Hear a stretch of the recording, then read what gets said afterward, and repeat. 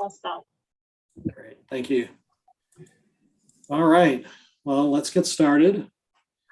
Thanks everyone, as I mentioned before, for taking the time near the end of your St. Patrick's Day to be doing this.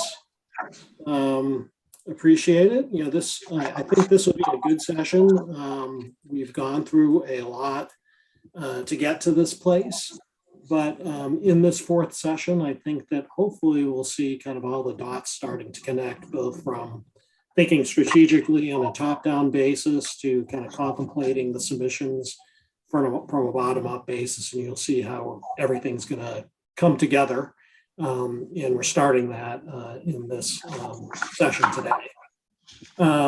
So with that being said, before we dive in, I would just ask the chairs, Mark or Representative Waymaster, whether you want to say anything before we get started.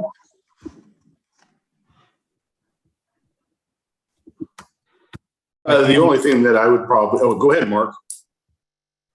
No, I was just going to say I defer to the chair. No. There's not too much that I will probably add beyond John's comments.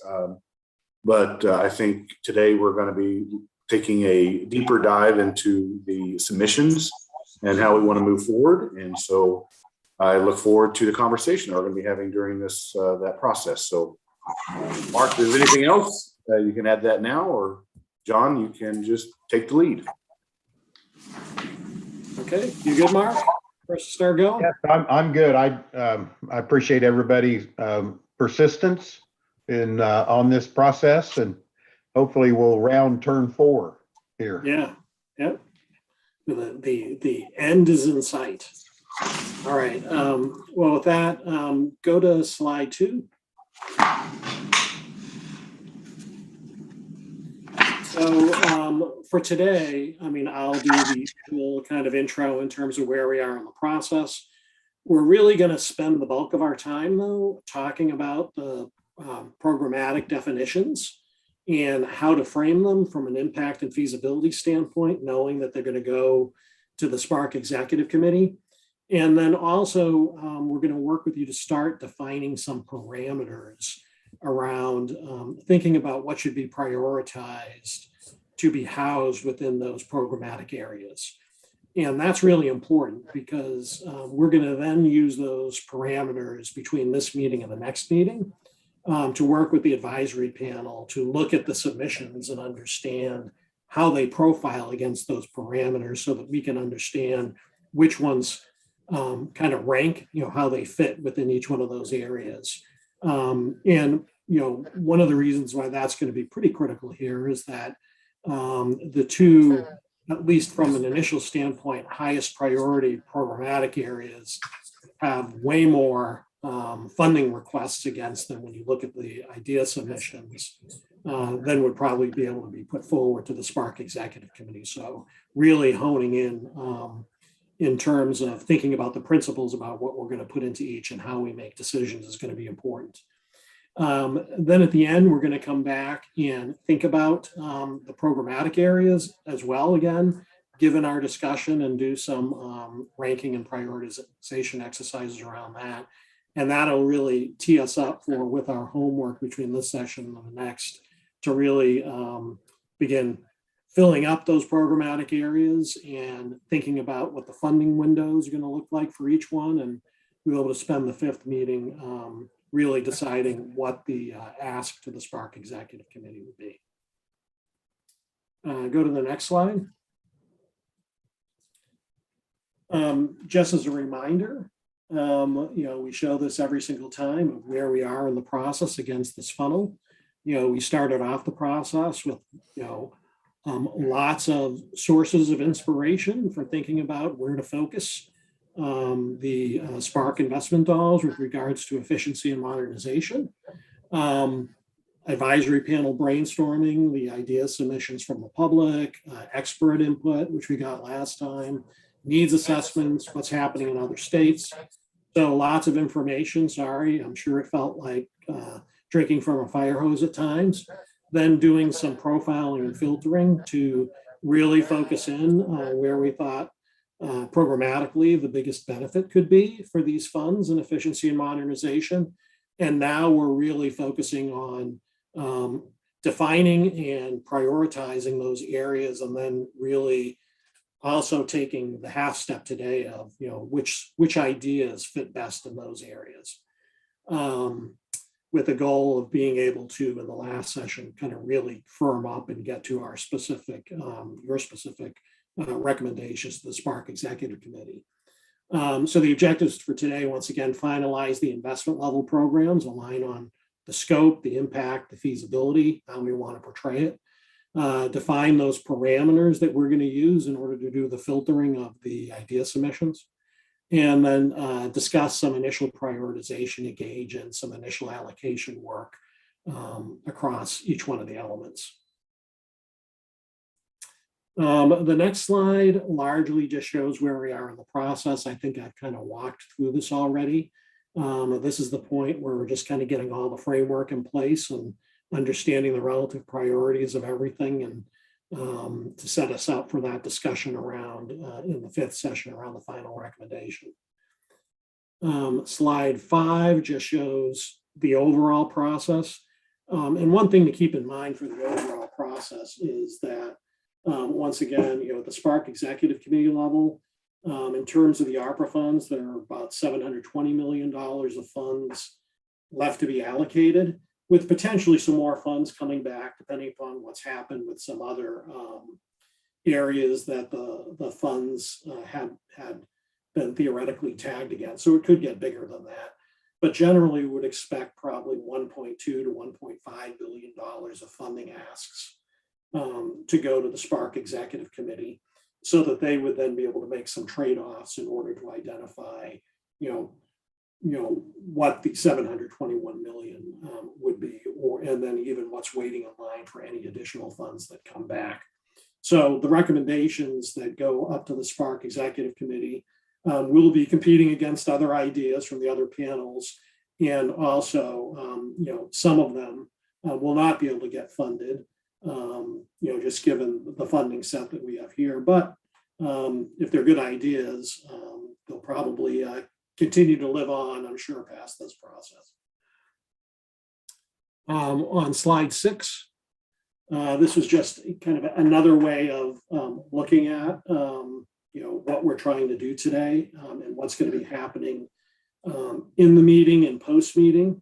And so I'm not going to try and go into more detail. The one thing I will say, though, is that the homework coming out of this session around using the principles in each programmatic area that the panels decided on, to profile and rank the submissions themselves and how they could fit or not fit within those programmatic areas, is going to be really critical to set us up for a successful meeting 5. And so if ever there was a time to really focus on the homework, and I know we've given a lot, it'll be between meetings 4 and 5.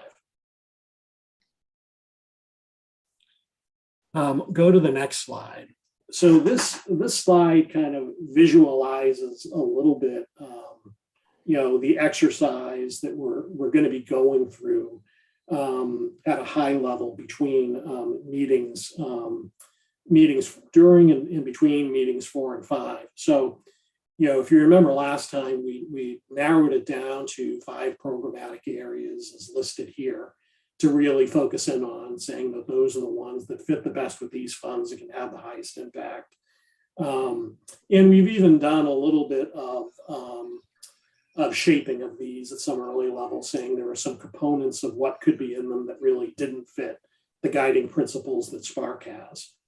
But the other thing to keep in mind is that the order in which these programs are portrayed here are the preliminary order in terms of prioritization that we've gotten back from the panel itself. We'll revisit that at the end. But if you look at that, if you said that theoretically, if this panel was going to be targeting going forward with, say, $100 to $150 million of asks of recommendations to the Spark Executive Committee, and it could be a minimum ask or a target ask of 100, but also being able to build some components past that. up to say 150. Right now where it stands just in the state IT infrastructure piece alone, there are 38 idea submissions accounting for 225 million. So if you work your way down there, obviously, there are more things, within those programmatic areas than we would be putting forward. So if the target, output for, meeting 5 would be, say, that state IT infrastructure program ends up something directionally based on the panel's decisions, something like more like 10 to 15 ideas that account for 40 to 60 million generally in funding requests and so on down the line. We're working to try and kind of bridge from that, where we stand right now with, somewhat of an unrefined set of programs to really refining them more to the point where we can really look at those idea submissions and understand which ones are of highest importance to really fit into those programmatic areas so that we can, make that bridge to the right and get to the recommendation that the panel wants to be able to make at the end of the day. So I guess before we kind of keep going, because the rest of the exercise, a lot of it is really going to be around now, talking about the programmatic areas as defined, getting some input on those and really focusing in on those principles to make sure that we have them right so that we can start evaluating the idea submissions. But before we dive into that, any questions at this point, rather than just me continuing talking?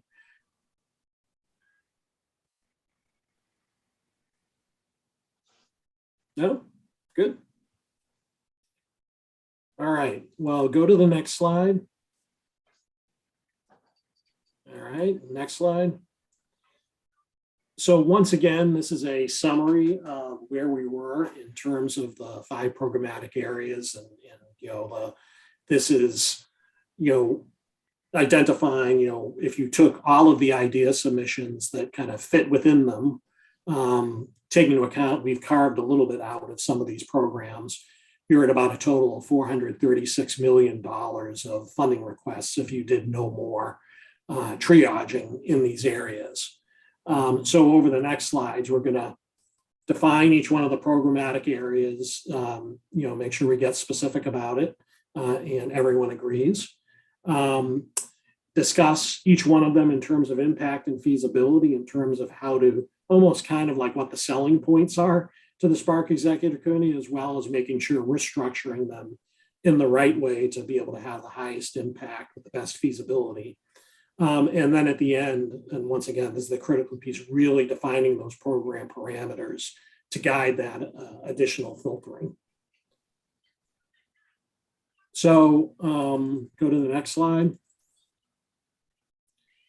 Just as a reminder, this is the kind of one of the outputs that we would be as a core output that all of the panels would have around kind of defining the areas of ask that would go to the Spark Executive Committee, just so they have a consistent way of being able to look at each one of the areas in terms of definitions, goals and targets, eventually getting to even the target funding request in each one, as well as other considerations to think about as they're weighing across the various asks. And go over the next slide. And in terms of impact and feasibility, we've been taking into account several things, level of impact, duration of impact, scope of impact, equity, on feasibility, workability, executability, ongoing investment needs.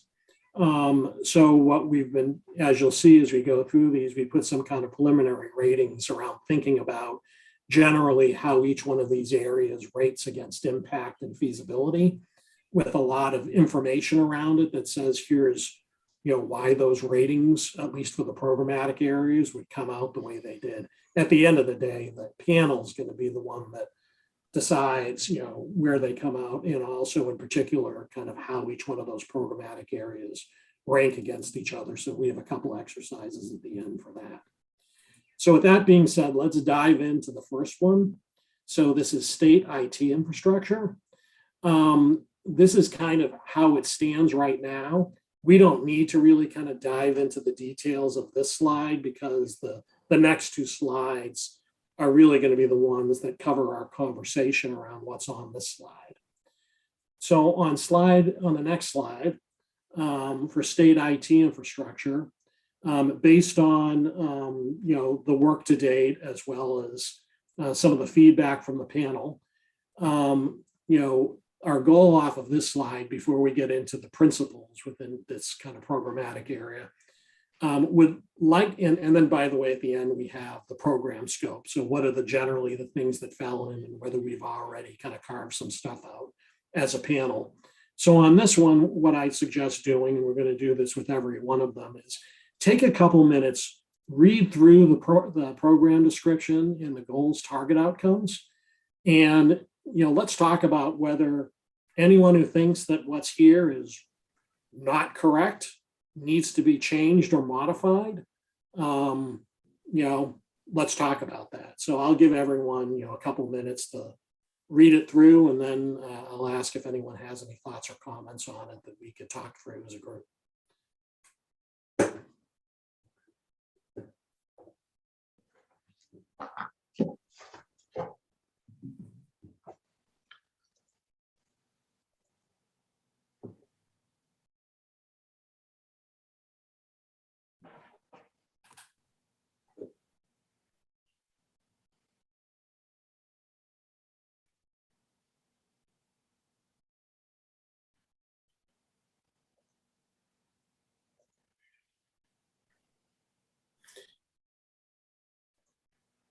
So once again, we created these from discussions in previous sessions as well as from the homework assignments previously. So in some cases, we had to triangulate because we were getting different feedback from different folks. But I guess the question is, anything on this slide around the description and the goals, target outcomes that just seems off, doesn't ring true to folks?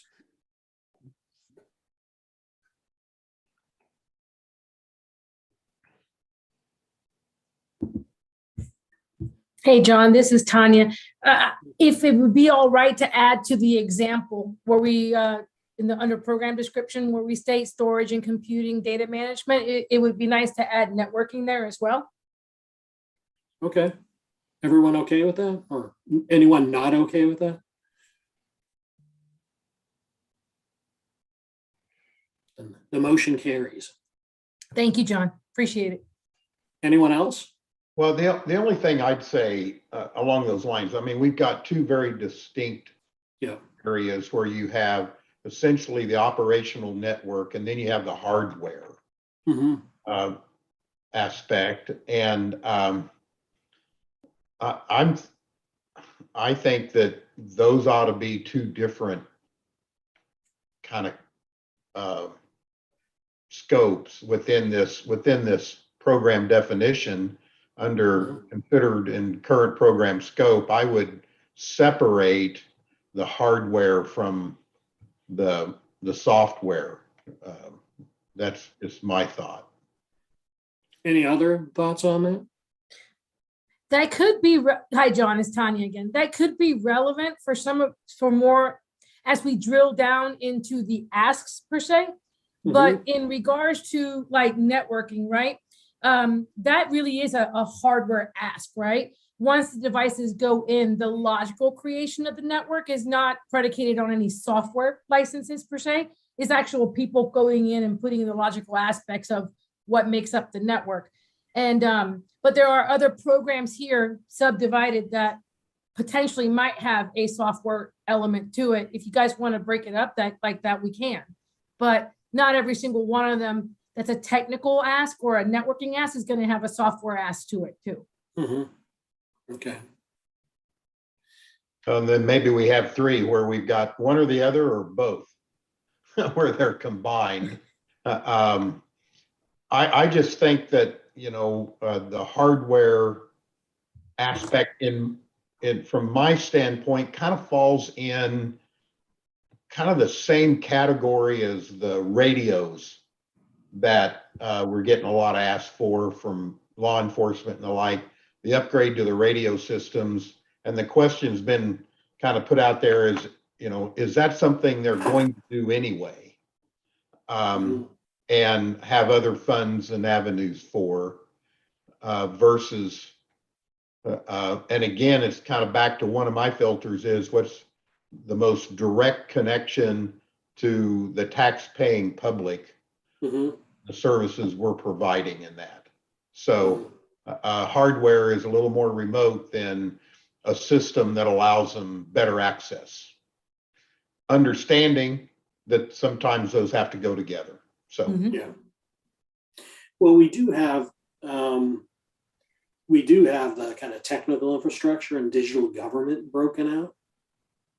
In some ways, maybe that gets added a little bit, although it'll be interesting when we get actually to the next slide to say, can you have it all defined this way in this aggregate manner and still have a consistent set of parameters around how you're going to look at what goes in? Because to the extent you say there are really two very different flavors of things, almost enough that you kind of create two different programmatic areas, we should look at that. We didn't know whether it's too hard to pull them apart or not, right? Because as you said, Mark, sometimes the project would include one or the other, but often it might include both. Well, let's go to, we went to that next slide already. So on this, what I'd say is everyone take, once again, a couple minutes, look at kind of, and once again, all this is built off of the feedback that we've gotten around thinking around program impact and feasibility, and then the potential parameters on the right. In terms of the impact, the thought here was it's high because basically it could touch all Kansans, even if it's behind the scenes. The feasibility was a little bit lower, low to medium, just because a lot of these are probably pretty complex. So it isn't quite as easy, maybe a line of sight to, I want to acquire more radios, right? So you kind of know what you're getting into here. But anyway, if people could take a look at what's on the left and then even what's on the right in terms of the potential parameters, and the team basically just put in some placeholders to get people thinking. The real thing we want to make sure is what's on the left is correct to people, and then really have the group talk about what are the right things to go on the right. And then once we do that, maybe we can revisit that question around, is this two separate things or kind of one common thing that has maybe a couple different elements to it. So I'll stop talking for a couple minutes. This is Joe. I have a question to follow up. Mark, your comment about hardware is you're looking at that second parameter there, prioritize investments and enhance access to services, to things that serve the needs of all Kansans. Is your point maybe less about whether it's hardware or software and maybe the proximity that it has to the citizens and their direct access to services, whether it's hardware or software? Yeah, I mean, I'm looking at hardware in my experience, and it's limited other than writing a lot of checks for it, is that, you can spend a lot of money on hardware that makes your system faster and more reliable, and I understand that, but it doesn't necessarily translate into a user benefit. So, I mean, does that help, Joe? I mean, yeah, absolutely. So I think that maybe tweaking that second parameter might meet that need. I mean, if we're talking, it sounds to me like the push is to have a parameter that really has a goal towards improving services or experience of citizens with their interaction with government, basically. Okay. It just, we're going to capture all these thoughts behind the scenes, but the other point is keep in mind all the parameters that there now were just illustrative to get you guys started. They weren't they're not meant to be patently wrong, but those parameters, if either of the three that are there don't make sense, just say, oh yeah, that doesn't make sense, right? Well, what's going to be there is whatever you guys want to be there. I have a question about the feasibility, the workability, feasibility, and the ongoing investment needs. There's a couple of comments in there that, Sure. that mention new, and I was going through the asks, and there are a couple in there that mention new capabilities, but most of the ones that are in there are for replacements or deferred replacements. Yep. So where does the new come from there? New capabilities or new infrastructure elements? Where does that come from? I think that comes from just feedback that we had gotten from the panel. So it may very well be that looking at the bulk of what's in the submissions, it really should be a medium. Is that what you're proposing, Joe? No, I'm just asking a question. I'm hoping I didn't miss something. That's all. Yeah. Yeah, Joe, I agree with you on that question. I think just from a personal preference, I'm in favor of looking at new capabilities that might wipe out some of the older capabilities and replace them.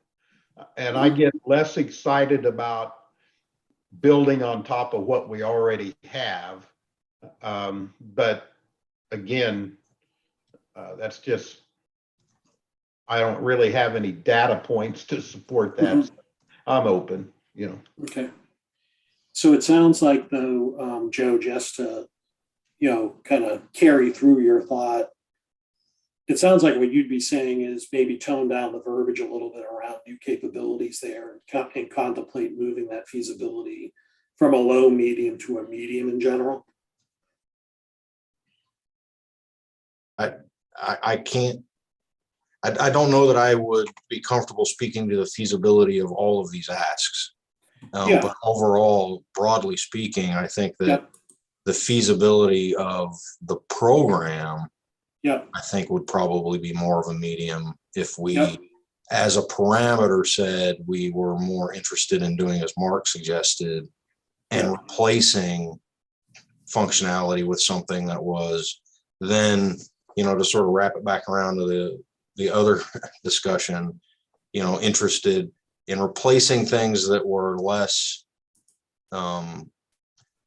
useful or helpful to the citizen in their touch point with government, with newer replacement technologies that were done with an eye towards that usability and that sort of helpful nature. So I don't know that that's easy to just succinctly put in a single sentence parameter, but yeah, I guess the high and the impact and the feasibility are meant to apply to the whole programmatic area, and most of the ideas that are going to end up in the programmatic area are going to be pulled from the idea submission. So to the extent that they generally don't seem like they're going to be as focused on new capabilities, or at least totally new, it seems like kind of maybe toning it down a little bit and moving the feasibility up a little bit could make sense.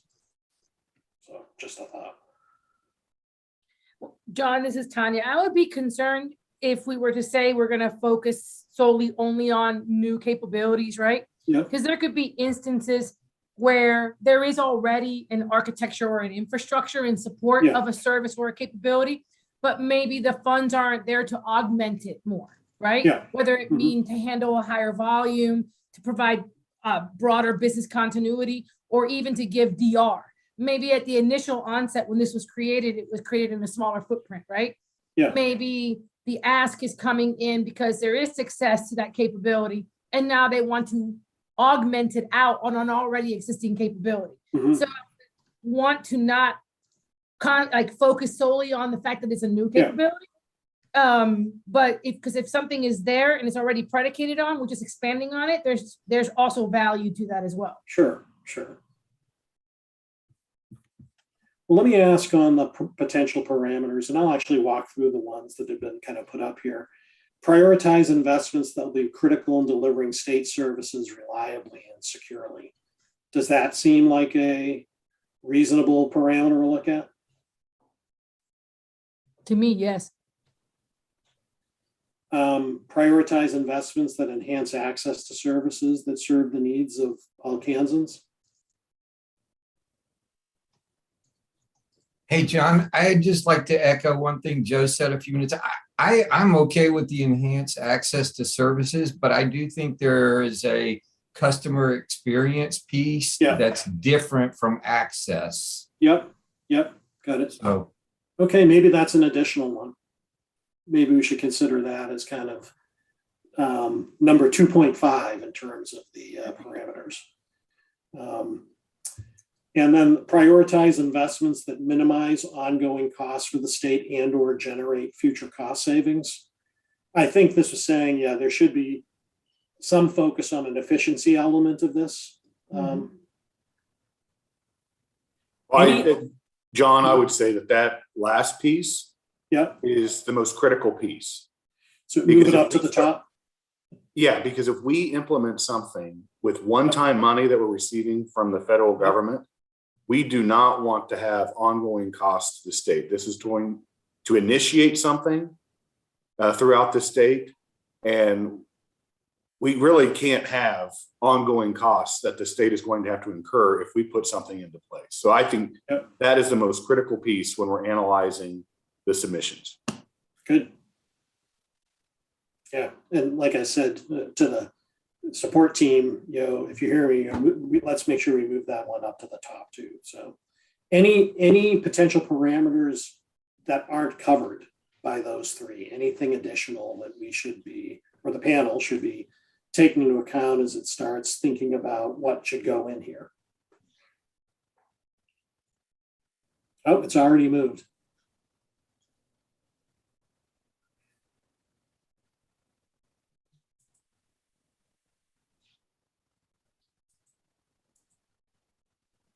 Are we going to have the opportunity to provide additional during what you call the homework period between 4 and 5, or is this it? Well, yeah, I think we theoretically, in an ideal world, we kind of lock them in here. Theoretically, I'd say that if you have any additional thoughts, like right out of the session, thinking about it overnight around the parameters, we could do that. But what we could tweak the parameters.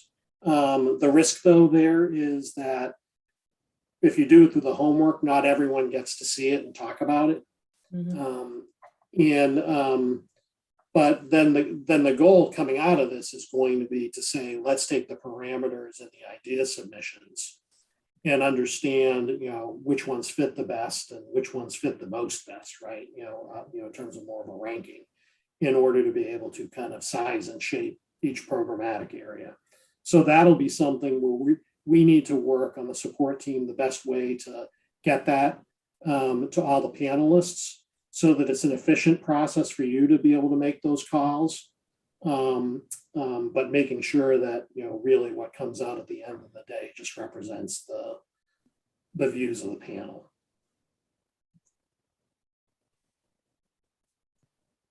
So I guess my answer, the long part of the answer is the more that we can agree on these that now when everyone can hear and kind of comment on everyone's thoughts, the better will be probably. So I would, going back to the description that we had when we talked about things like standardization and interoperability and secure. I mean, we've got the word secure in there in one of the parameters, but the goals and target outcomes really ought to be reflected in the parameters, right? Yeah, so what you're saying is the secure piece probably looks more towards things like cybersecurity, and there really isn't a programmatic principle that touches on that. Well, no, there is. That's the one that there is. It says there's one that says secure and reliable. Oh, okay, got it. Yep. But the other parts of the outcomes aren't really reflected in the parameters. Interoperable, standardized, modern. I don't know really what modern means. Got it. It's a nice word. The word critical is in there. Streamlined and secure. There's the word secure again. Mhm. I'm not opposed to having that like multiple times in there. I think it's important. The word equitable is in there in our parameters already, reflected by the access one. Yeah. Um, Well, I guess thinking about kind of all the words there and the goals, target, outcomes, is there an additional parameter that, thinking about that you would put on the next slide? I would suggest that we represent interoperable and standardized somehow. Okay. And just as an example, I mean, some of the asks talk about standardizing to federal requirements, or, hey, we've got an old system. I remember one of them, it was kind of a tongue-in-cheek comment that the submitter had made about having information in 3-ring binders. Need I say more? And so that would speak to interoperability, perhaps. Those kinds of things I think are important to reflect. Okay. Well, how do you want to articulate it? Go to the next slide as a fourth principle.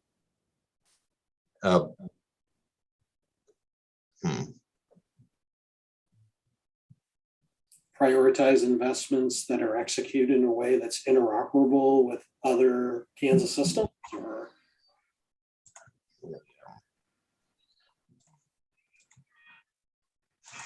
I write better than I talk. I'm sorry.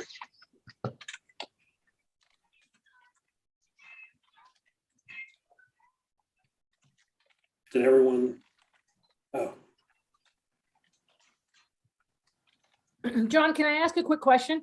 For the potential Yes. parameters, as we're evaluating a program, does the program have to meet all of the parameters, or, could it be like one, maybe two of them? it would rank higher the more of the principles it hit. Gotcha. And so you'd want it to hit at least one, it rank higher if it hit them all.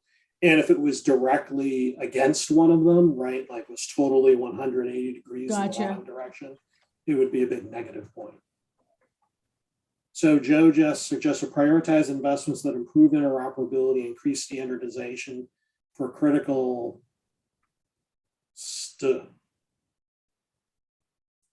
We lost part of it, Joe. for critical state services. Why doesn't the team just put that up there and then we could play with it a little bit if we need to?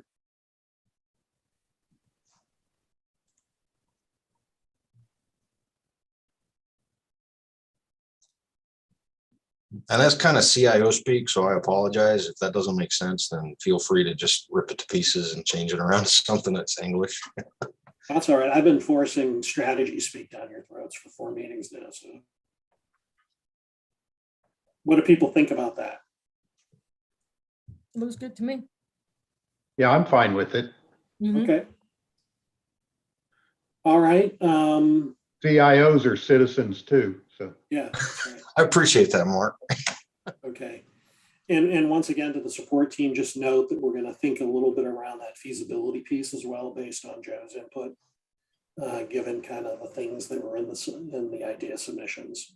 That may be more likely to be a medium. So, okay, moving on to the next one.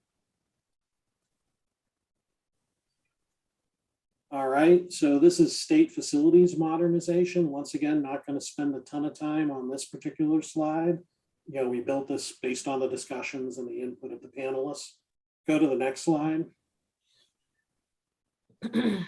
So, same drill. I'll give you guys, a couple minutes to kind of read through the description, the target outcomes. Note in the scope here, based on our previous discussions, we'd already pulled some things out of the scope, right? So it mainly focuses in now more on HVAC and maintenance and renovations. So anyway, take a couple minutes, look at it, and we can have a discussion around this.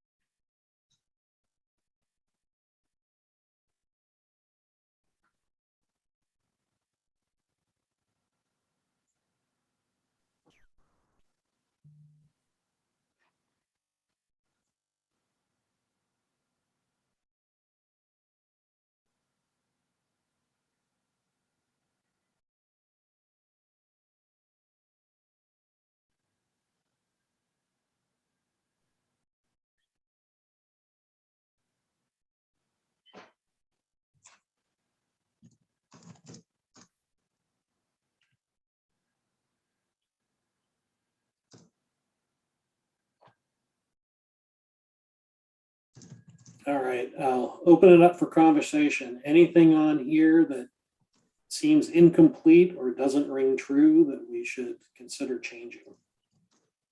Well, I don't know about incomplete or not true, but I'd like to have some discussion about delineating under these two categories under considered program scope, a third one that discussed energy management or improvements that would yield savings in utility expenses or return on that investment. Because I would think that the committee would be interested in investing in things that would have an actual return of, Okay. a pretty close connection there. So to the extent that there weren't submissions that focused on that, and it is a parameter on the next page, to the extent that there weren't submissions, we just need to make sure we build it into the program description and the goals, target outcomes, and reflect it in the principles as well, in case there are other things that come along that could be focused on. Yeah. The only other thing I'd say is that, I mean, you're really talking about kind of the same thing. HVAC air handler replacements fall under maintenance and renovations. Yeah. And so I'm not suggesting we change it, but they're pretty attached at the hip. Yeah, some were just so squarely focused on that I think that's the reason for that. And then the other thing is, I think from an allowability standpoint, the HVAC and air handler replacements, even though I think anything here, we're going to be able to make sure it's allowable. I think that's even a little bit more square within the guidelines. And so that's probably what caused a lot of folks to put in HVAC replacements. Well, that's, as you know, John, that's a big ticket item in all deferred maintenance. Yeah. And I would just, one of the things we've talked about is, does this just want to turn into a maintenance fund pool? Or is this going to be about changing maybe how we acclimate our buildings to facilitate better control for the next pandemic? Yep.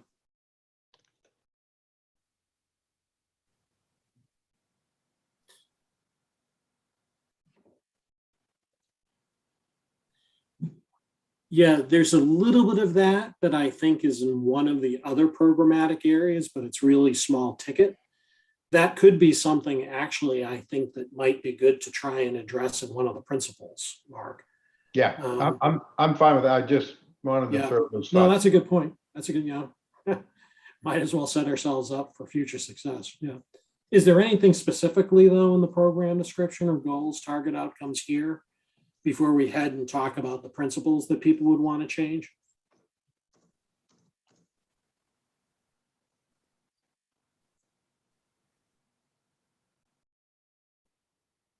All right, well, let's move to the next slide then.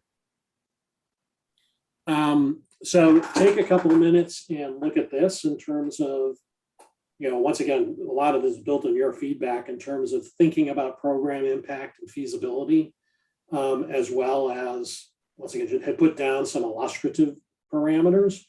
Take a couple of minutes, read through this, and then we can kind of talk about the left side and then make sure that we kind of together build on the right side.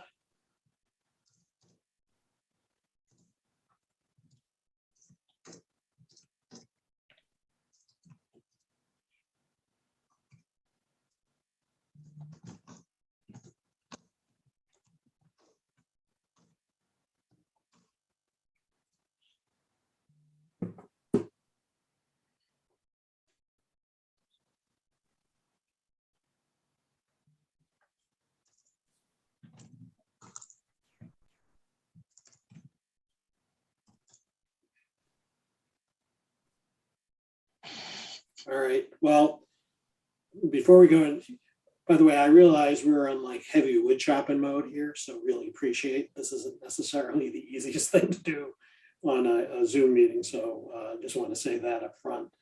On the left-hand side, anything there that people would suggest changing or modifying?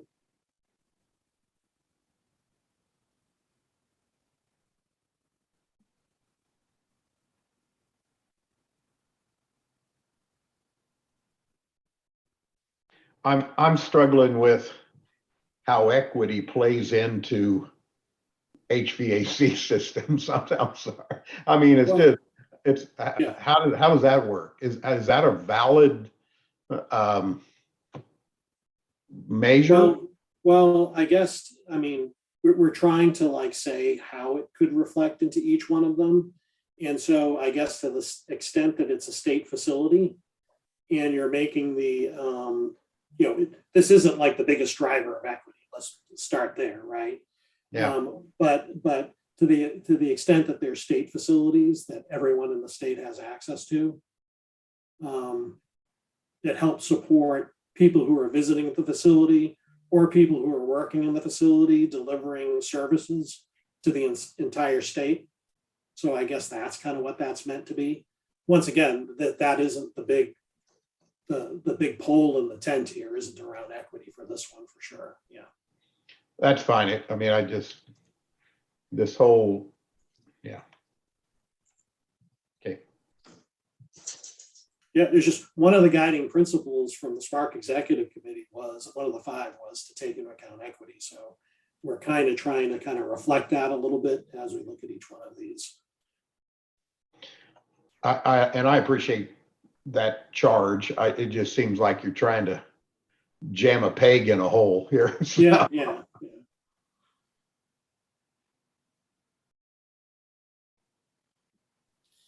Well, let's go to the right. So let me go through them one at a time, and people can say yay or nay, or whether we should modify or add any others. So first one, when thinking about this in terms of prioritize facilities upgrades on buildings that serve the needs of all Kansans.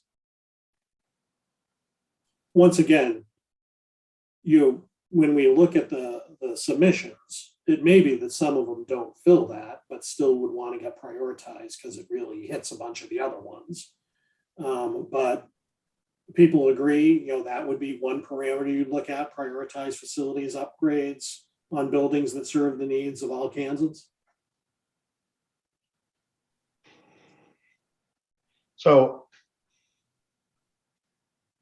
I think that's a really, really broad statement to say to serve the needs of all Kansans. I can't think of any one project that would serve all the needs of all Kansans, serve the needs of all Kansans. How about a broad group of Kansans? Right. Yeah. I mean, I think it needs to be relevant. Yeah, again, if you go back to the outcomes, I think the concept here that's expressed in the outcomes is that it's public facing. Okay. And I don't know if that's a different thing than this, but it seems to me that was the focus in the outcome statement. Yeah, no, I think that's important, public facing. I think of what makes this a little more important, as we said, let's really focus in on state facilities too. And so to the extent it's state, the thought is that it does play a role in broader service to Kansas. So, but I think your point, Joe, might actually, to the needs of Kansas. Yeah.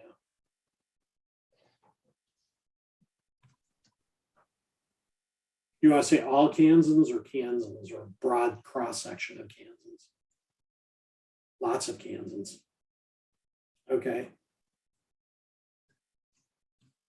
The second one, prioritize facilities upgrades focused on health and public safety related outcomes.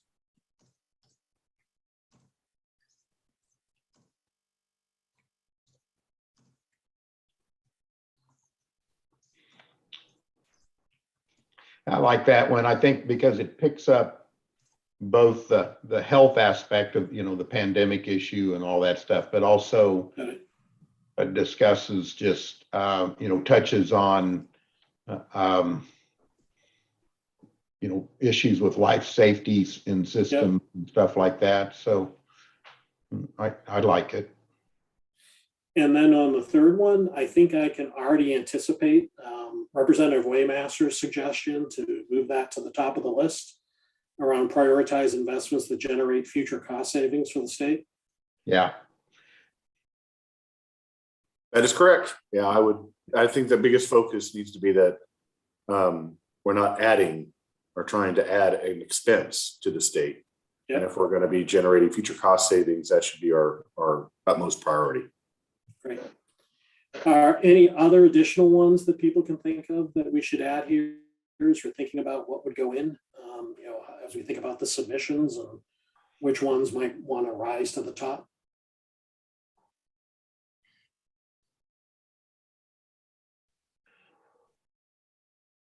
Is Frank on the call?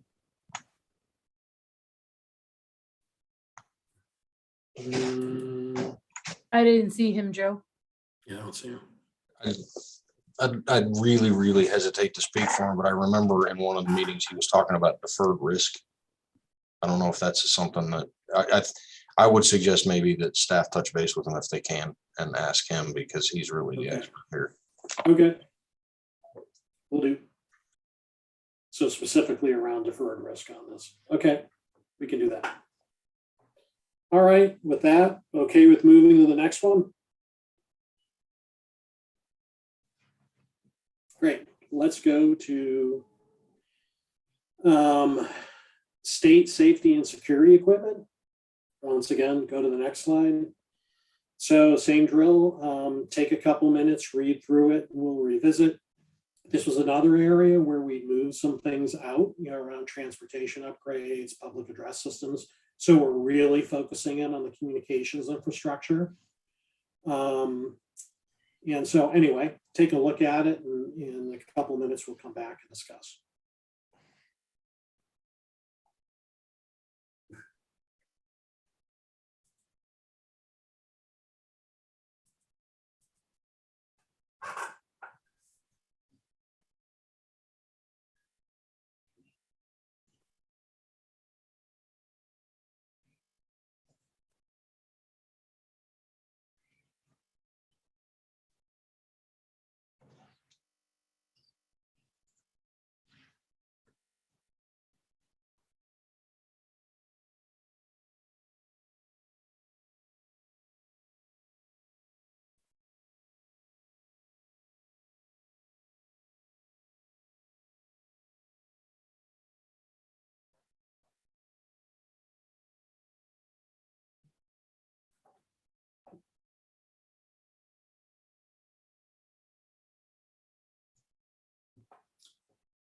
All right, before we, most of the discussion typically happens on the next slide, but before we go there, any thoughts on this slide, suggestions, recommendations? I'm trying to find the reference in one of the asks to shorten response times. I'm not finding it. It gives me, gives me a little bit of concern. I don't think that was part of the justification for any of those asks. Okay. So that may have come, we had an opportunity to comment on those in the survey. Yeah. Mm-hmm. And that might have come from there, because I believe I put some in there about that would be certainly another reason to do this, to approve something. It wasn't necessarily a fixed parameter, but it only seems reasonable to me that if we fund a system that's going to improve emergency response operations and interoperability in communications, that would lead to a shortened response time. Yeah. Or certainly had the potential to help it. That's where I came from. Would your concern there, Joe, being if they didn't include it in their submissions, that it might be something that it gets measured against and it was never in their submissions, or? Yeah, I'm without knowing the, I just wouldn't want to bind them, basically tell them, okay, here's the money, go do the thing. Now you have to improve response times, and have them say, well, we never intended to be able to improve response times, and we were just trying to replace the radios to comply with federal requirements and, maybe maintain response times. But I don't know that I don't know that I would want to put that requirement on them if that was never their intent. And I don't know that it's not. I just don't see it in the request. Got it. What do you think, Mark, since you're the one who suggested it? Oh, it's not a mountain I care to die on, but Yeah. I do think it should be, if we're going to focus on Mhm. public impact, what's more of an impact than shortening the response time and the reliability of the response? You hear all the time about, this agency couldn't talk to the other agency because their radio systems weren't compatible, and nobody answered the phone or something. I mean, I don't know, but it just seems to me like there should be some tie-in to what the public gets out of this. And to me, that would be a shortened response time or more reliable response. Reliability is mentioned in their request. Yeah, we could say reliable response times. I'm fine with that. I mean, Got it. Awesome. Okay with moving to the next slide? Great. Next slide. So once again, take a couple minutes here and look at the left, look at the right. Probably lots of room to add some other parameters on the right. On the left, basically, the feasibility was high because it seemed like a straightforward thing to do. The impact, though, might be a little bit lower than some of the other areas generally, but that's up for you guys to feel whether that's correct or not. But go for a couple minutes and then we can discuss.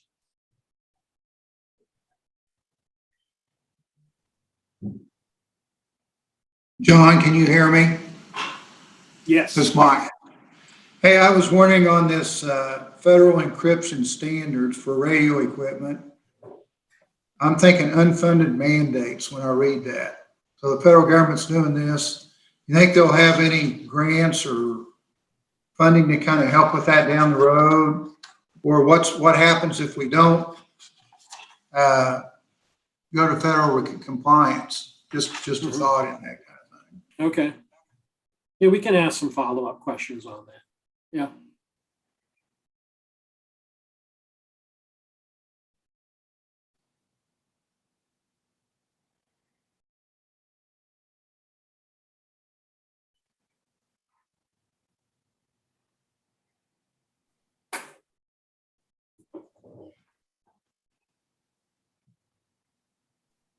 So any thoughts on the left-hand side? yeah, I mean, I'm struggling with the nearing end of life. And if I were on the Spark committee, I would want to say, what have you done in the way of reserving or looking at this problem to fix it, knowing it's coming, and you've got to do something. You've got a radio system that's on its last leg. And if this hadn't come along, what would you have done? Because there's just something about rewarding people for ignoring a problem that I have an issue with.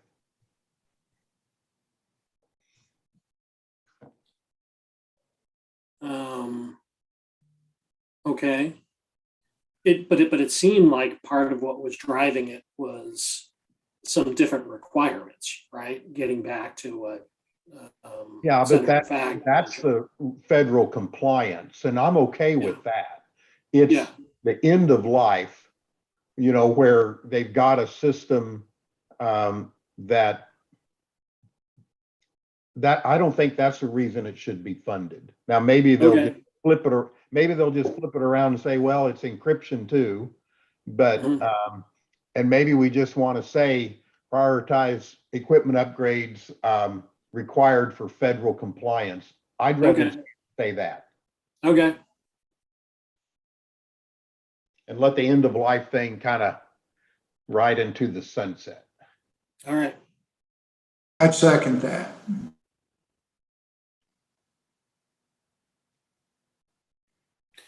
What about the second one? Prioritize equipment upgrades critical to emergency response and/or law enforcement operations.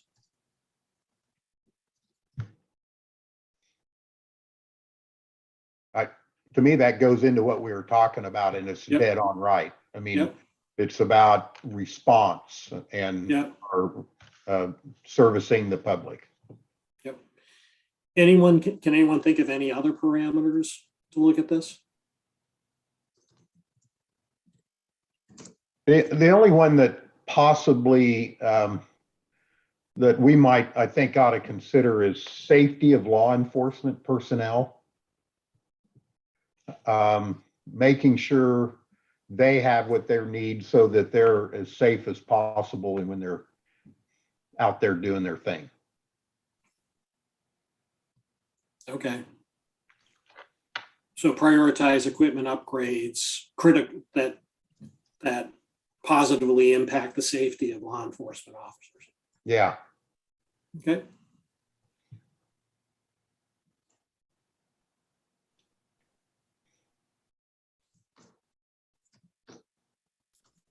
And that may, we're focused on radios here, but that may be a lot of other types of equipment and needs out there that aren't just as it relates to communications. Mhm.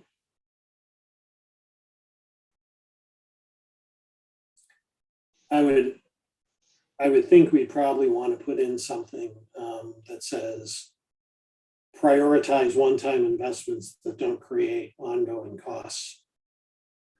Right? Yeah, I mean, absolutely. So, I mean, yeah. To me, the prioritize equipment upgrades that enable the safety of law enforcement ought to be the top one. Yeah, okay. Hey, John, I'm caught up a little bit with the last one you added, prioritize one-time investments that do not create ongoing costs, because I think in and of themselves, all these radio replacements are going to create ongoing costs because you're going to have to replace them again. Well, but they're not new ongoing costs because you would have had to replace them anyway at some point. Right? You've actually deferred when you're going to need to replace them.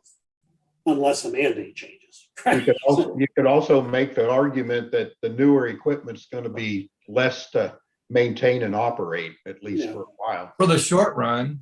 Yeah. Yeah. Well, you might suggest then prioritizing replacements rather than adding radios, right? New. Yeah. I don't know if there were any requests that said, hey, we want to buy 10 more radios that we didn't have before. I think they were all focused on replacing existing radios. Yeah. Do you want to add that? Prioritize replacements? I was suggesting that maybe instead of the one-time investments, if yeah. But I would be inclined not to do that if I may say, because you may have situations where, and I know I don't want to reward somebody for, not taking care of their maintenance and repairs, but you could have a facility that's down to 2 radios, but has 10 people. So they need to add the radios in order to expand on the services and possibly be able to reach, the populations of, for emergency services. So I'm a little bit concerned about that. Also, radios do not have a software ongoing cost. It will be for the life of the device. It's a one-time expense, so it's a CapEx. And then when you come back and replace it 5 to 10 years from now, you're just buying the device over again. Yeah. So that's the concern I would have with That last one. yes. Yeah. John, a new one I might throw out there is prioritize equipment that the state is responsible for maintaining. If we're gonna go out and help all the police officers, we gotta make sure we take care of the ones that we have to pay for on our budgets. Just my opinion. Yeah, but if it was state, it'd be. Okay, so John, I need some clarity here.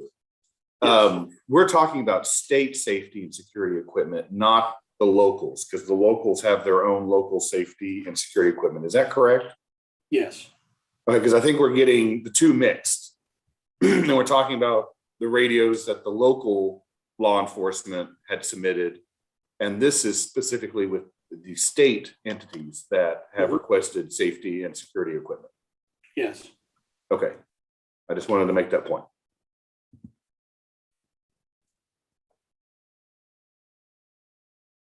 Okay. Are we? Do we need to put in there like prioritize state equipment in those comments? Well, no, 'Cause I because we focus this exclusively around state. So that's kind of the part. We've got rid of all the local stuff then. The local is in another is in another bucket, another programmatic area. John, then I think that there's an error in the first bullet under impact. Yeah, okay, someone just changed it. It said local emergency and they just changed it to state. That was my only recommendation. What? There's no error. I don't see that. Ah, you caught me. Somebody caught me as I was saying it.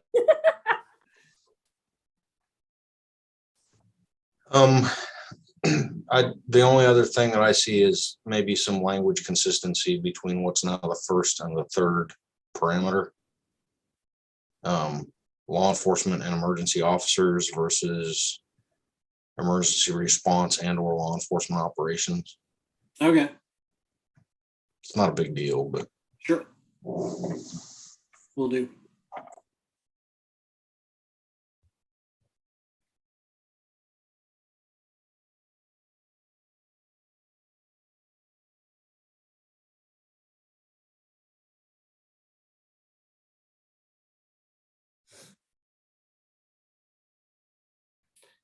All right.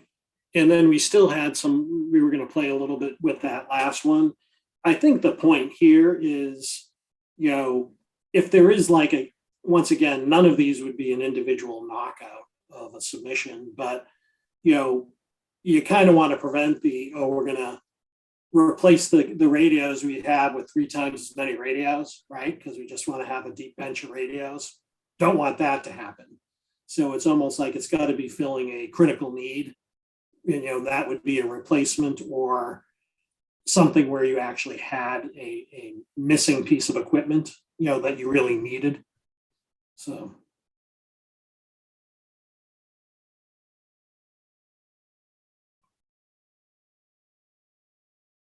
Yeah.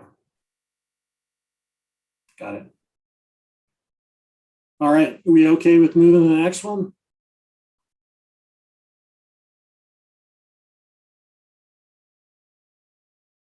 Okay. So this is state continuity of operations. Won't spend much time on this. So take a look at this one. This was another one where we had done a decent amount of triage. The panel had around what should go in versus what wouldn't go in. So a decent amount of stuff came off. But take a look at this and then we'll talk about it in a couple of minutes.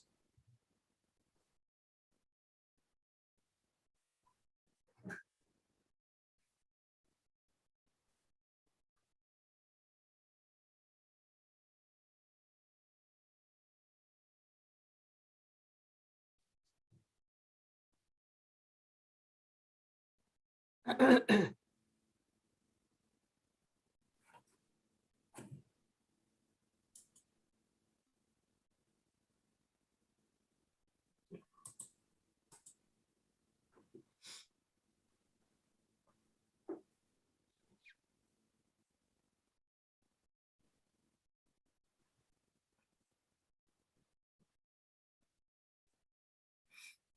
there isn't a lot of writing in the description and the target outcome, so I think people probably read through it.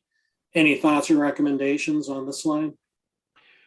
So, John, on the to be determined, I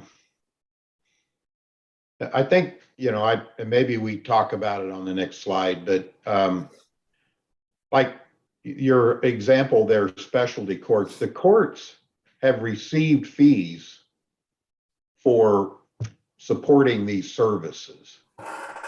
The fact that they've been deferred, I don't want to fund something that's already been funded, I guess. And so I think that's kind of a slippery slope that those are in. The other thing I'd say is, the operational support for critical and expanded services sure opens up the door for ongoing costs. Yeah. When you say operational support, that's additional people. That's what triggers in my mind. Maybe I need to be straightened out on that, but those are my thoughts on that. I guess I'd ask on the support team, what are some of the submission ideas that fell into that, just so we get a flavor for it? Mhm.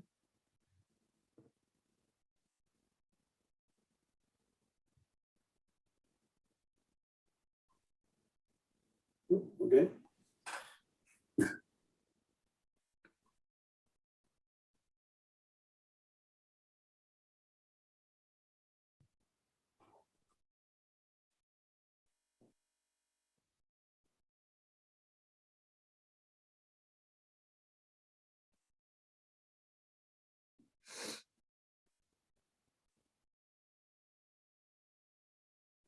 Okay.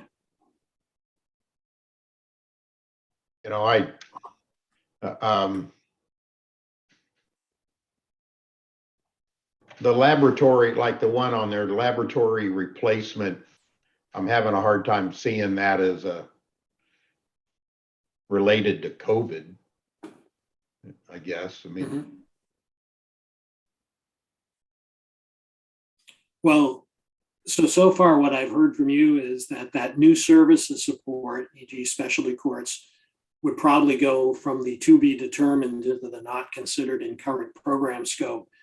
And you've also somewhat questioned operational support and equipment and materials. So are there some of the things when you look at the, when you looked at those submission ideas that you felt, okay, those like really ring true to me, or are you just having a hard time with this programmatic area in general? Well, to be honest, just from my personal standpoint, none of them excited me. But we're not supposed to look at the individual ones. I'm okay with the program definition. Yeah. And the description and the target goals.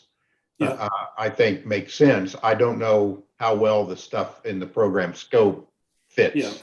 Yeah. Okay. Well, I agree with Mark.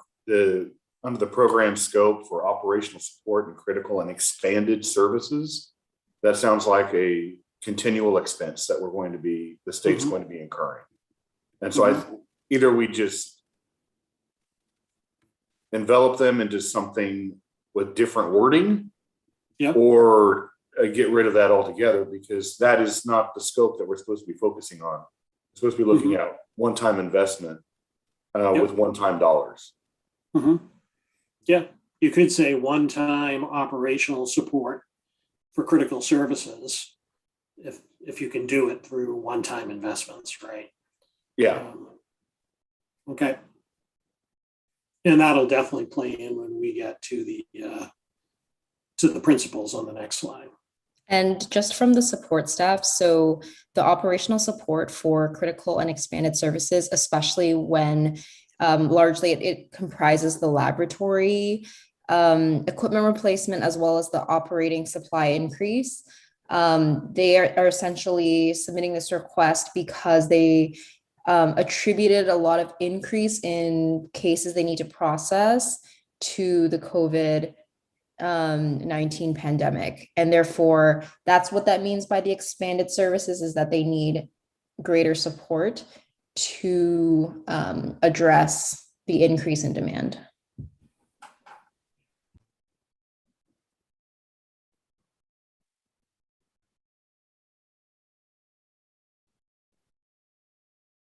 Okay. Go to the next slide.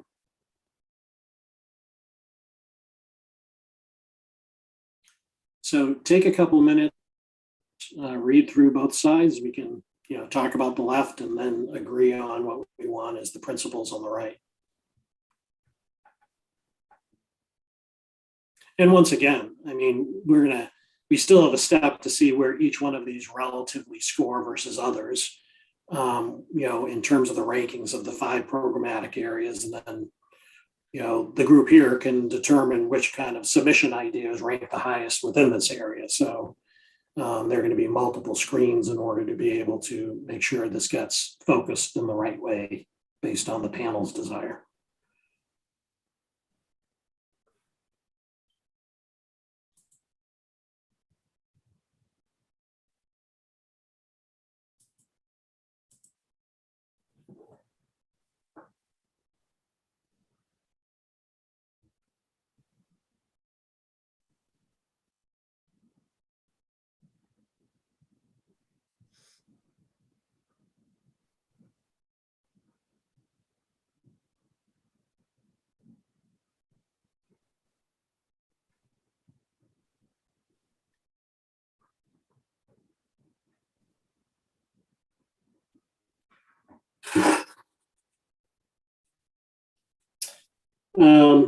With that, I open it up. Any comments? Let's talk about the left-hand side.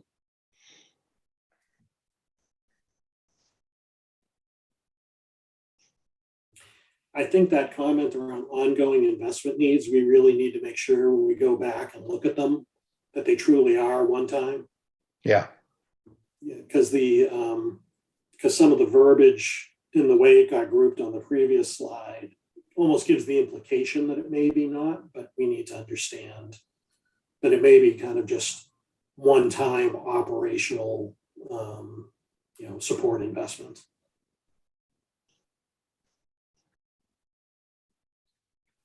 Any other thoughts on the left?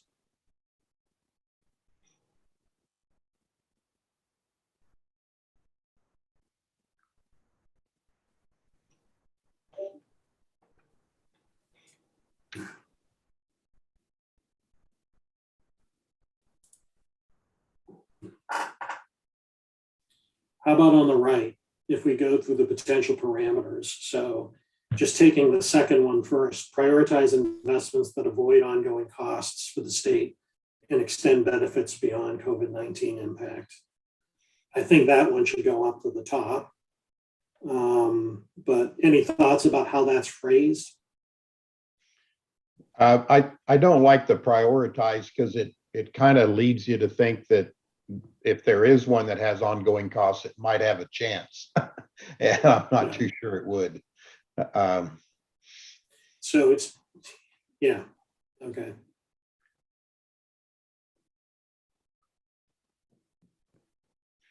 On the top one, or the other one, I think there needs to be a public element to this to, prioritize investments that support operations critical to addressing the state's, the public COVID driven, those. Okay.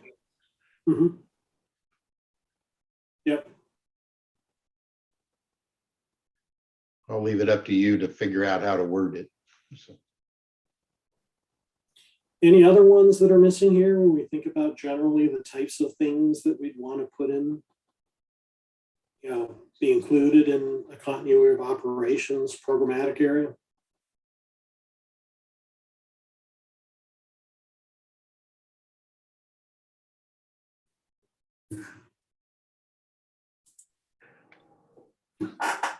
So the only other thing I would say is if we want to add a category or some consideration where it would better position our state to react to the next, and maybe we cover it in the other ones, but to mitigate, the impact of future. Yeah. Issues. It's prioritize investments that improve the resilience of the state to address future emergencies, or But to mitigate the impact of Yeah. future. Yeah.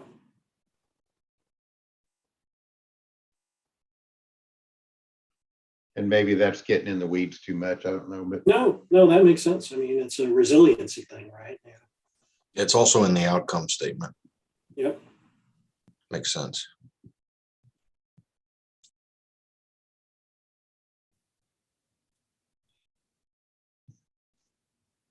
All right. Anything else here? Or should we move on to the the local communications programmatic area?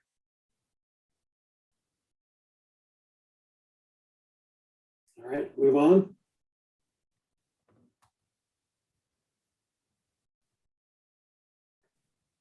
Go to the next one. So once again, this is the final one that we're going to go through, and then we're going to be able to do a little bit of prioritization across these areas. But once again, on this one, read it for a couple of minutes. We'll talk in a couple of minutes. We had honed this one in quite a bit on the communications equipment. Some things have been moved off.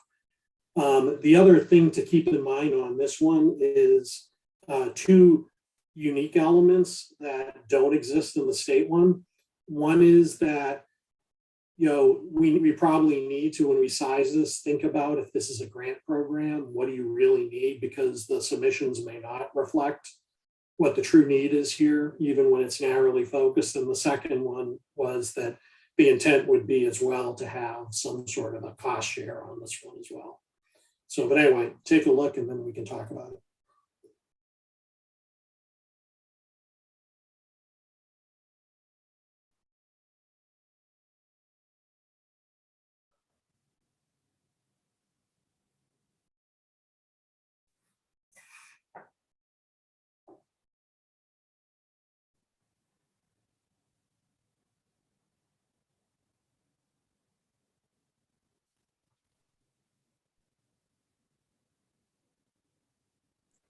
I think we should be consistent, make the same change here with the response times that we did in the state. Yep, agree. Reliable response times. Yeah.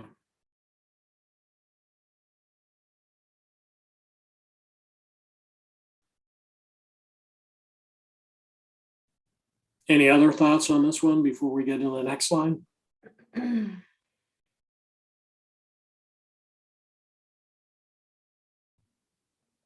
Are we going to discuss the to be determined ones now or on the next slide? Oh, that's a good point. Yeah, anyone, I guess I just assumed that if it wasn't all the way to the left, it wasn't in. Any other thoughts on the to be determined ones?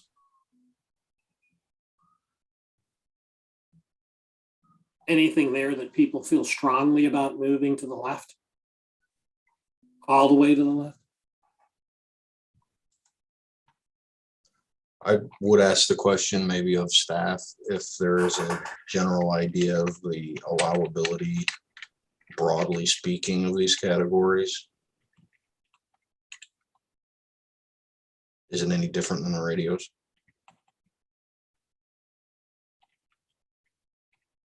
So from the support staff, all these submissions do have a pathway to allowability.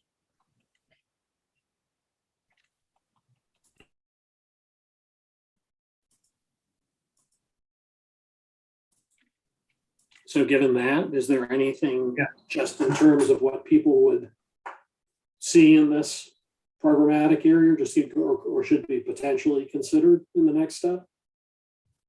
My general thought is that they're really getting down in the weeds with some of this, and I'm not too sure that. Well, I mean, I think the proof's going to be in the filter that we talk about on the next Yeah. page as to whether these will even make it. But it just seems like it's another level deeper than the communications equipment. I think the way we ended up kind of coming to the communications equipment was that we felt that if it's a need at the state level, just from an interoperability standpoint, it would make sense to address it at the local level as well. Right. And so that kind of pushed, us to say, yeah, we can really see that one if we're focusing on a state level, whereas the other ones kind of didn't quite meet that description.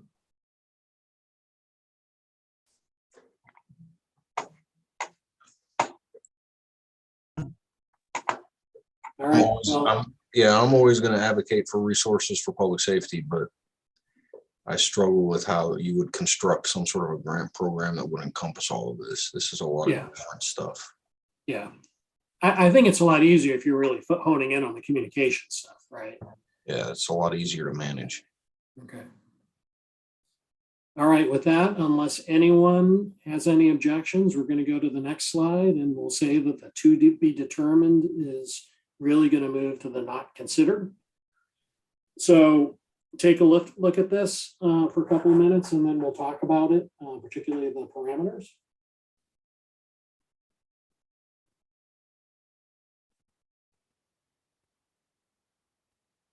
I got to say, I'm particularly impressed with everyone's stamina going through this.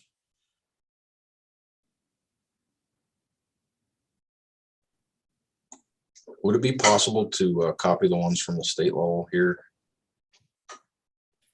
Yeah, just to make sure we can make sure they're consistent. Yeah.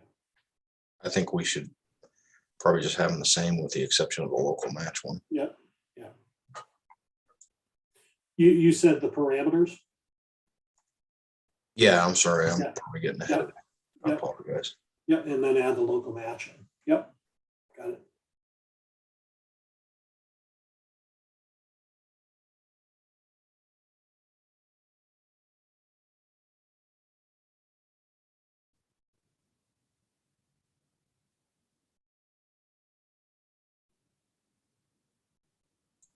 I think those are the ones from the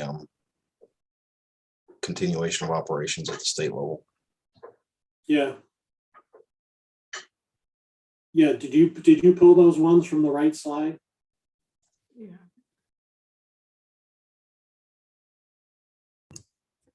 Changing now? Yeah. Yeah, this might sound a little odd coming from me, John, but since this is basically like a grant program, there won't be ongoing costs. Are we taking that out? Ongoing costs for the state? Yeah.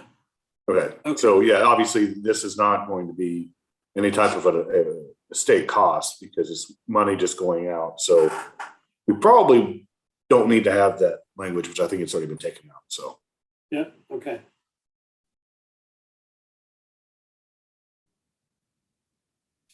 Any other thoughts on this, on the left or the right, or with that kind of global replace, people feel pretty good about the parameters here?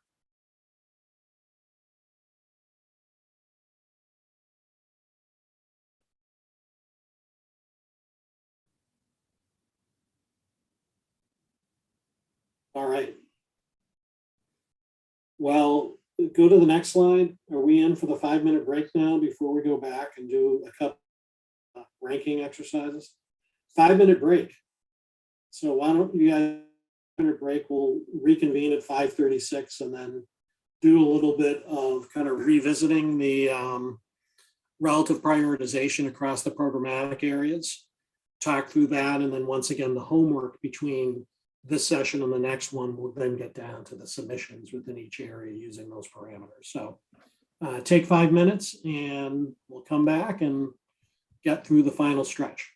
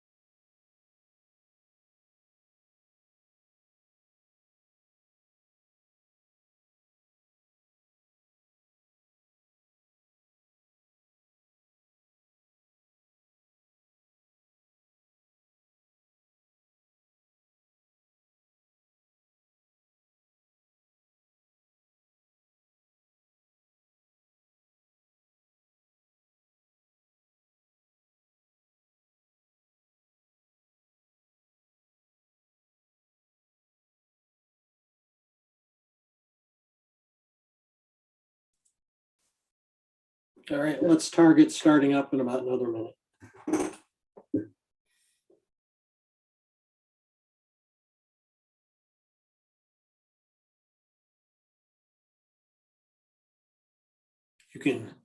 You can send us forward to the next slide. Next slide. Great.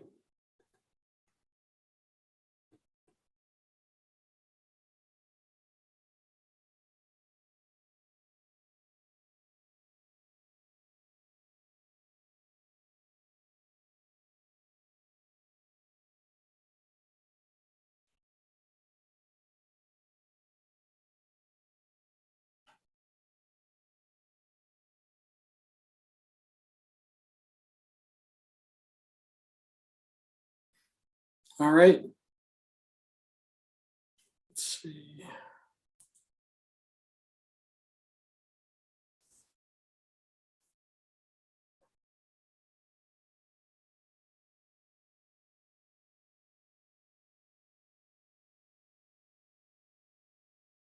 I'm just waiting for Tanya to get back before we dive into this.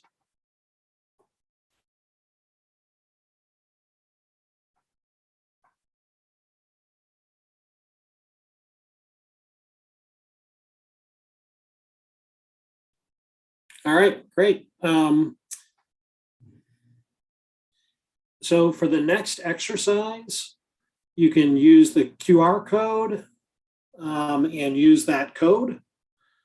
Well, or just scan the QR code on your phone. So anyway, just look at the directions on the top. That's what you're supposed to do. Don't listen to me. We're going to try and do this in a couple ways, and we're going to be able to do them both, hopefully, on real time using this this app.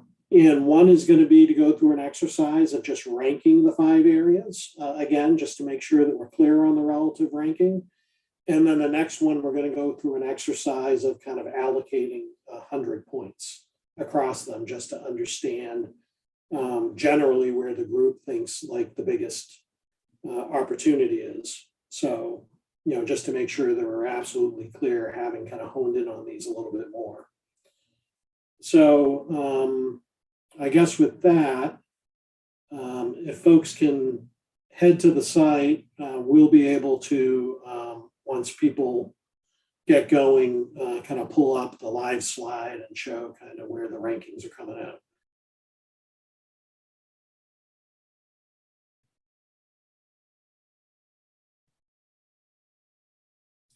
And if it's not working, let us know.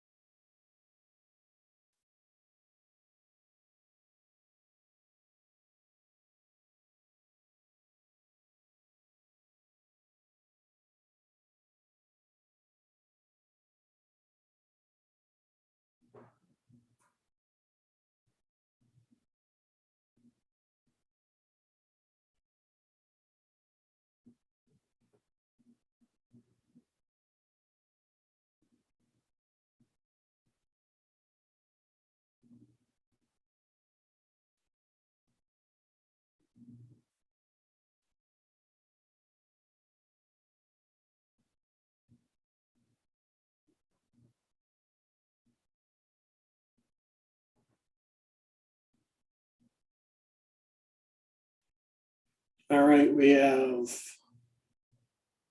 5 sets of votes so far.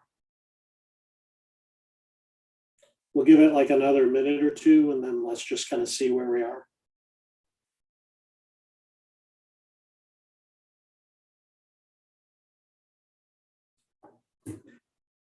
We're up to 6.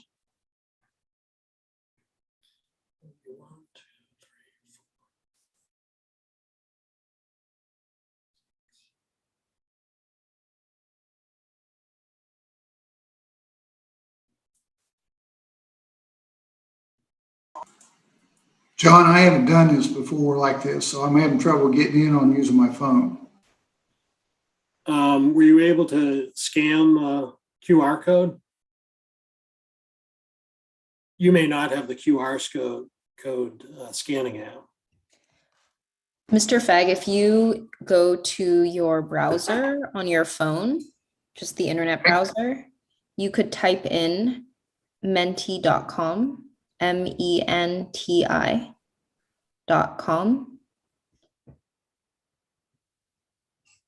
I was putting www in front of that,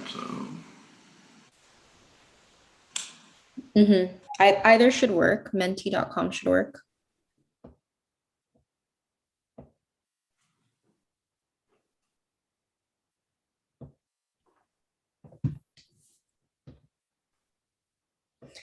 And there's a code that I will put into the chat again. Okay. So it should ask you for a code, and that's the code there. Gotcha.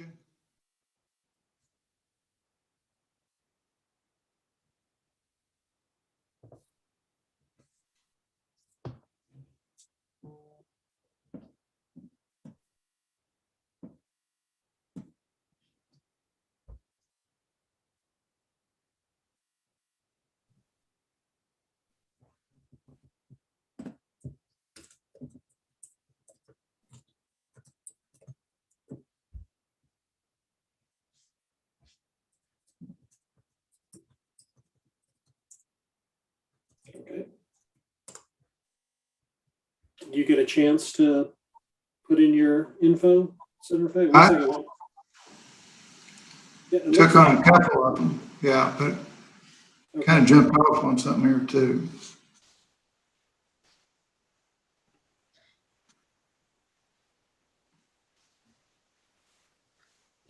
We could also, Mr. Fag, if you put your responses in the chat, one of the support team staff can submit as well on your behalf. Okay. Can I just put them in order with what's on the screen? You know, like a third, second, first, fourth, fifth kind of thing? Yep, that works.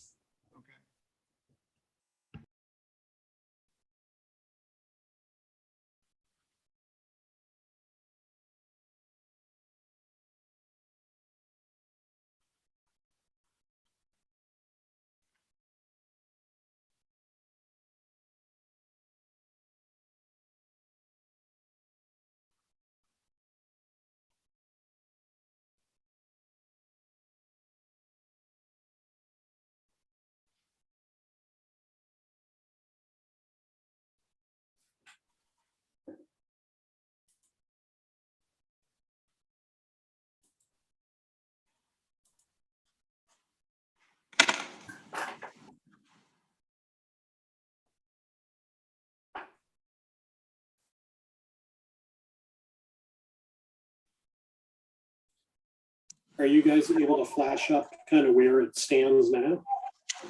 If we start looking at it, or?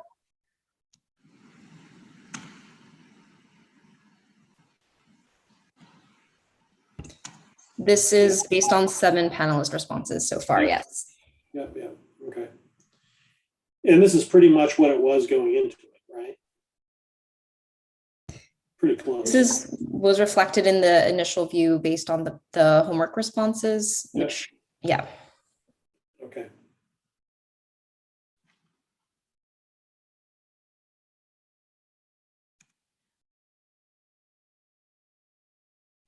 Did mine show up?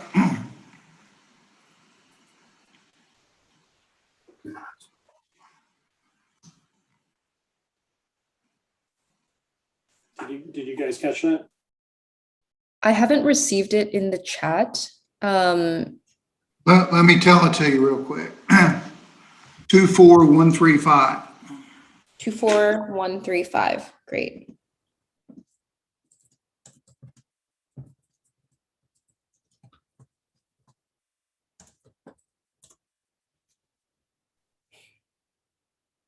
It should be reflected shortly.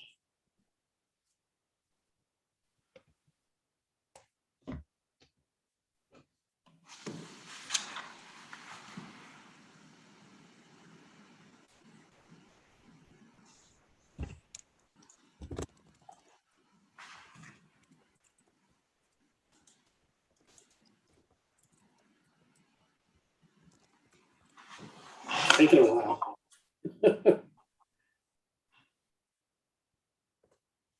Got it. So, any thoughts on this? It's kind of interesting. Things did shift a little bit where the safety equipment, both at the state and the local level, moved a little bit farther down to the bottom. But keep in mind, these are 5 areas that had kind of bubbled up to the top from all the other areas before that too. So, but is there anything that surprises people with this?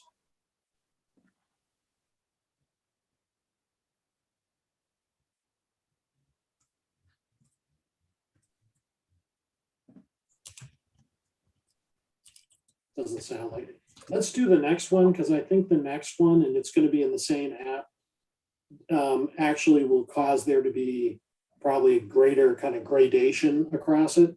Because why don't you kind of pull up that one? This is, how would you allocate 100 points across the programs? And you could put all 100 down on one if you want to, or 20 on each one, however you want to do it. 20 on each one. So take a crack at that, because that almost gets a little bit more into like thinking money. And I'm just kind of curious as to, how people, would place their 100 points.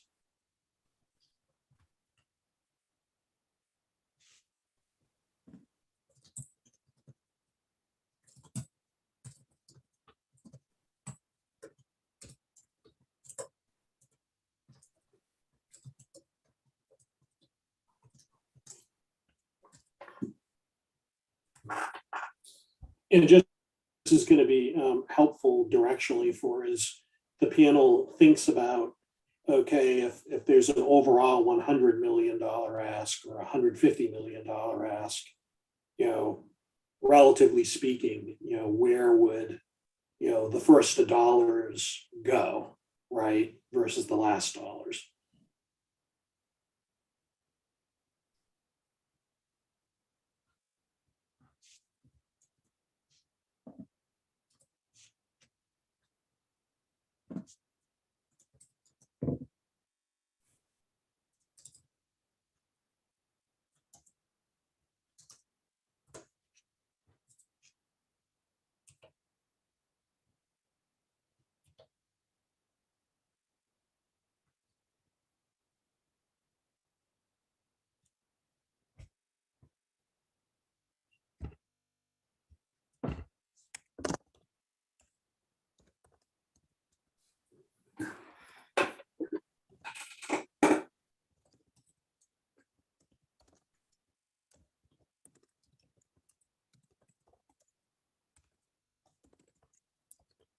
Could we see where it stands right now, just so we go again having some discussion around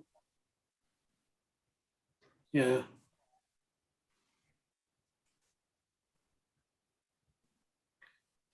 Not too far off from the previous one. I think what you see here is obviously the same two at the top. But definitely you see kind of the weighting on the side of the IT infrastructure.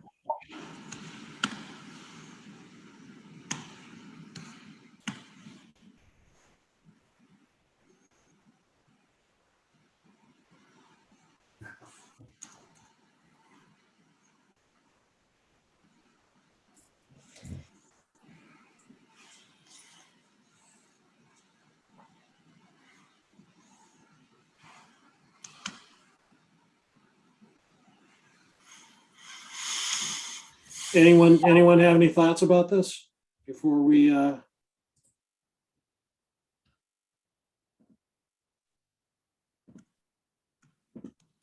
guess support team, do you have any more that, because we could have just had one person drop off, right? So Let me, I had to reset my computer. Let me jump on real quick and get it done here. all right.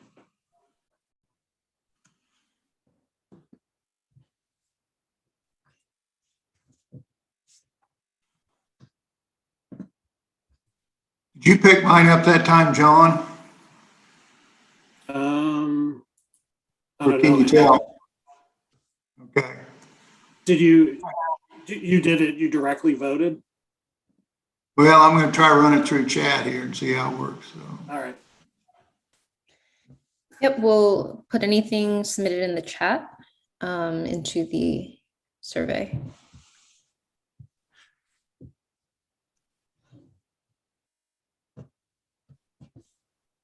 Mine should be in now, so. Okay. Yep, we saw it shift a little bit.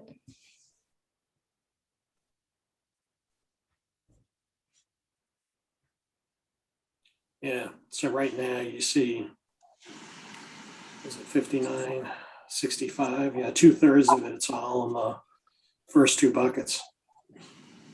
All right, 30, 30, 15, 20, 10. You saw that? Yeah, except I didn't add enough right. So 60, 80, 95. We'll put 5 on the back one instead of 10. Okay. I think this has to be in increments of 10. Okay, then we'll do 10, 10 on the last two.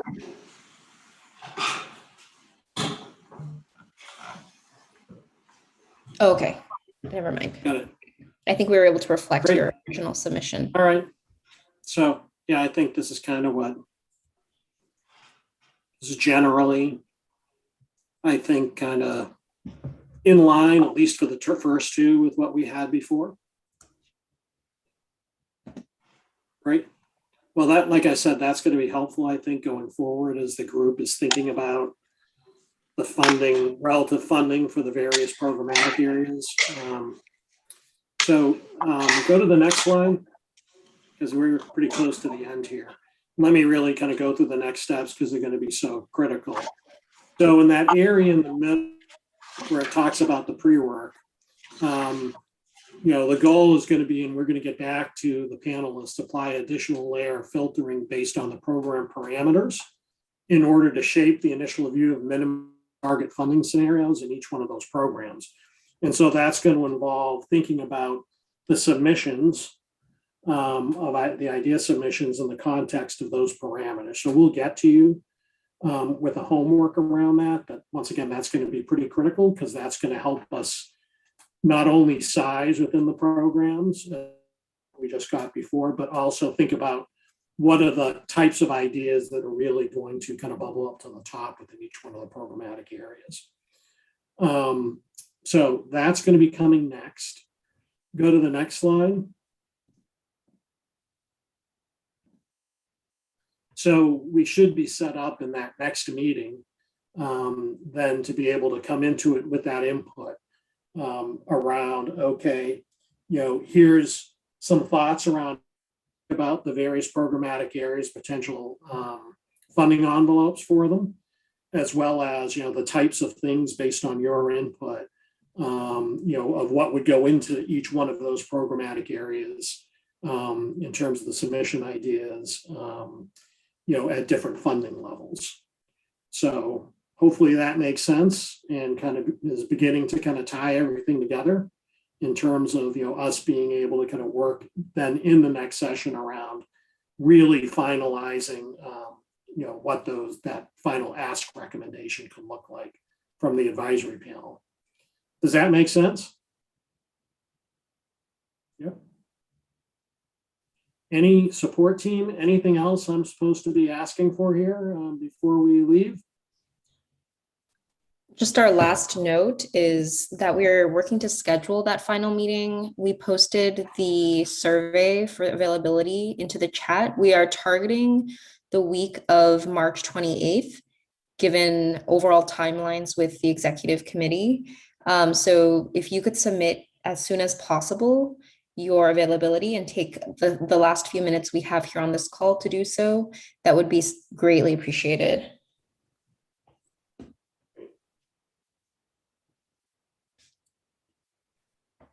And while you do that, I have to say again, I appreciate just the level of focus that you all brought into the session. I know it isn't easy kind of working through this much stuff, this fast a pace, so really appreciate it.